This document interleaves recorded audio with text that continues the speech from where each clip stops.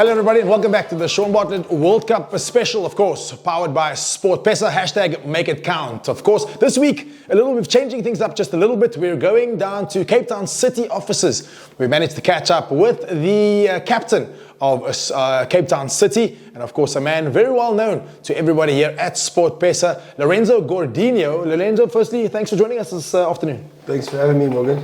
Lorenzo, of course, a man that has, I checked his Wikipedia, and he does have 3 caps to his name for Bafana Bafana. So we're going to call you a Bafana Bafana player. Obviously, you've been keeping a close eye on the World Cup. Very quickly, in a nutshell, give us your take so far on the games. I think it's been a bit difficult for the boys. Obviously, a different environment, a different experience. A lot of them their first time. But I think they're giving it all. They're trying their best to get good results. And yeah, we're looking forward to see what they can do in the last game. As a man that's in the middle of the cold room always, every week, I mean, at times during the performances, it sometimes feels as though there was maybe a little bit of, starstruck, not used to the environment. Do you think that's played a role in the performances of Bafana so far? I don't think they'd admit it, but I think, somewhere in their mind, there's obviously that point that you're playing against players that you watch weekly at the biggest leagues, high-profile players. But I think it's also motivation for them as well to go out there and show their talent, show what they can do as a team as well. So yeah, I'd like to think that they are motivated for that situation. Yeah, fantastic. And of course, I mean, if you look across the board now, not necessarily directly at Bafana Bafana, there's been so many fantastic performances. The stars of the World Cup are really starting to come to the fore, the likes of the Lionel Messi, the Ronaldos, the familiar names in football all being thrown around. Do you think that's got to do with the occasion? I think so, because the biggest players play on the biggest stage, and they're the ones that always get recognized, and obviously the competition between them, the top players in the world right now. So everyone is obviously watching the World Cup, everyone's supporting them, and they're all doing their best to get, like, let's say for instance, between Mbappe, Messi and Ronaldo, the most goals or stuff like that, Folks, if you're just joining us, you're probably wondering where Shaun Bartlett is. The man has been hiding, but we will be catching up with a little bit later in the show. But of course, as I mentioned, we've got more than an able replacement in the form of Lorenzo. We're quickly going to take a look at the results from the week gone by, and then we're going to unpack those with Lorenzo as well. So if I look at on the 18th of June, check here the South Africa result as we just discussed, 1-1 draw. Switzerland, they beat Bosnia-Herzegovina 4-1. Canada, they beat Qatar 6-0. Big result there for Canada. Then Mexico beat South Korea 1-0. Scotland, or rather United States, beat Australia 2-0. Scotland went down to Morocco 1-0. The African giants, they're keeping South Africa, or keeping the African flag flying high. Brazil, they beat Haiti 3-0. And Turkey went down to Paraguay 1-0. And the Netherlands beating Sweden 5-1. And then Germany beating the Ivory Coast 2-1. Ecuador drawing 0-0 with Curacao.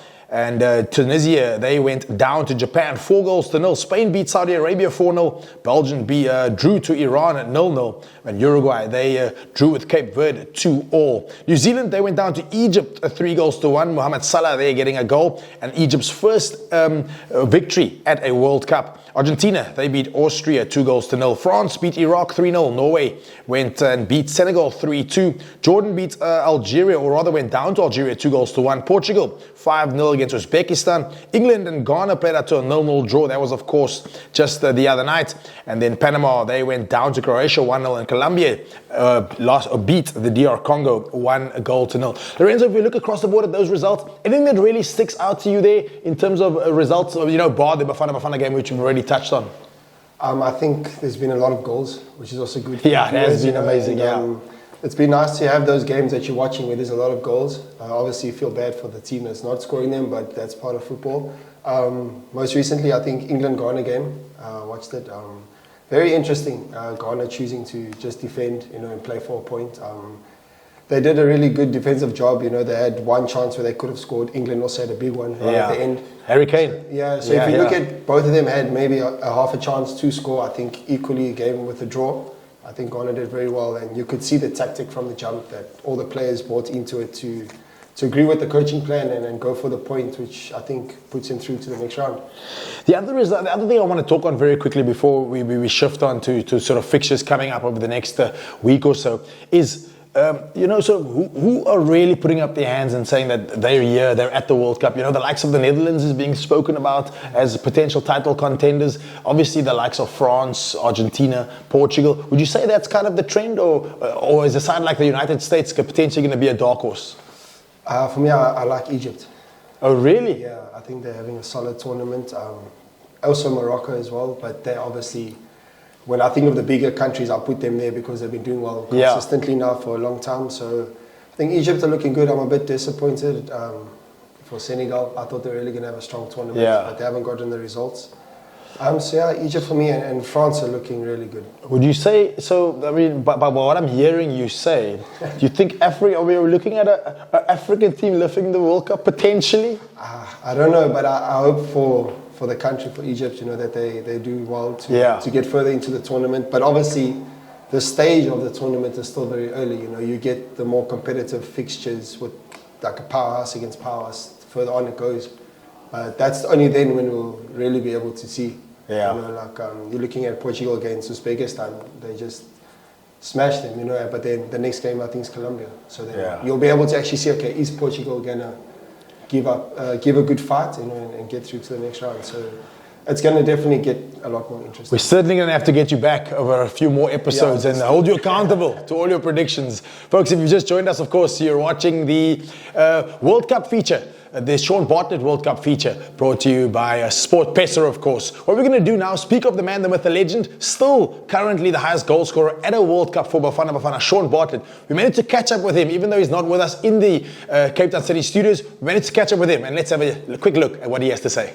Hi guys, unfortunately I'm still away on duty doing studio work for the World Cup, but just reflecting on the last round of group games. So these are my 3 games I thought was quite impactful. Obviously it's got to have to go with South Africa against Czechia. I think we did really well to get that draw and give ourselves a chance in the last game, and I think they did exceptionally well in that particular game. Then we're going to pretty much the battle of the attackers at the moment. I think with Argentina winning and Messi getting 2 goals again, leading currently with 5 goals.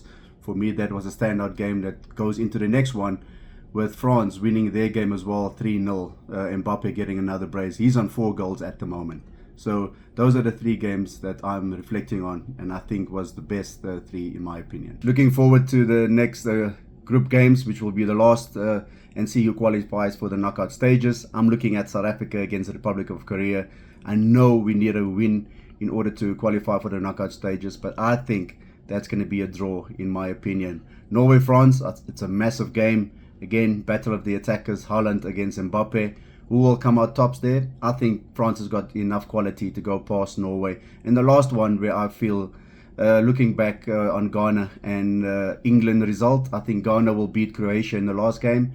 And that is my 3 picks for the next round. There you have it, our legend, that is Shaun Bartlett, of course. If you're just joining us, you're watching the Shaun Bartlett World Cup special, of course, powered by Sport Pesa, hashtag make it count. I quickly want to run through some of the fixtures coming up over the next couple of days, and then myself and Lorenzo are going to unpack and see which gives you the best odds or who you should be betting on if you're a betting man over the next couple of weeks. Very quickly, of course, Switzerland, Canada, Bosnia-Herzegovina go up against Qatar, Scotland, Brazil, Morocco take on Haiti, Czechia, Mexico, Republic of South Africa, or Republic of Korea rather, take on South Africa, Curacao, Ivory Coast, Ecuador, Germany, Tunisia, Netherlands, Japan take on Sweden, Turkey take on USA, Paraguay, Australia, Norway take on France, Senegal, Iraq, Cape Verde take up against Saudi Arabia, Uruguay, Spain, Egypt, Iran, New Zealand and Belgium.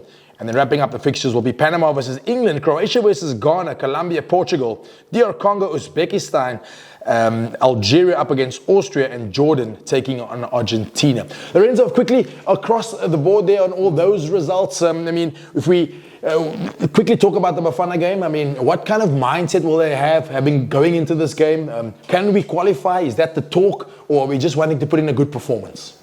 I think we have to believe we can qualify. Especially for the Sundowns players that are in the team. They played against Ulsan at the Club World Cup, so they'll be familiar with the style of play. Also, they have to also manage the high-profile players that they do have in the Korean team. So I think we have to believe in them to show them their support and to get through to the next round.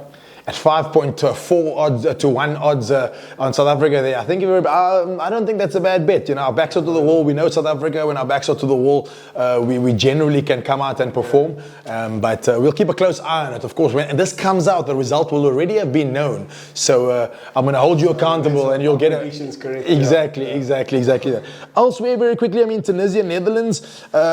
Tunisia out of their group already. The Netherlands tipped to potentially go all the way. I mean, this should be an easy victory for the Netherlands, right? I don't know. I don't think it'll be easy because obviously the Tunisians are playing for their country. So, but like you said, they have a big mountain to climb if they are to stay in the tournament. So I think that'll be a win for Netherlands. You know, probably put them on top of the group.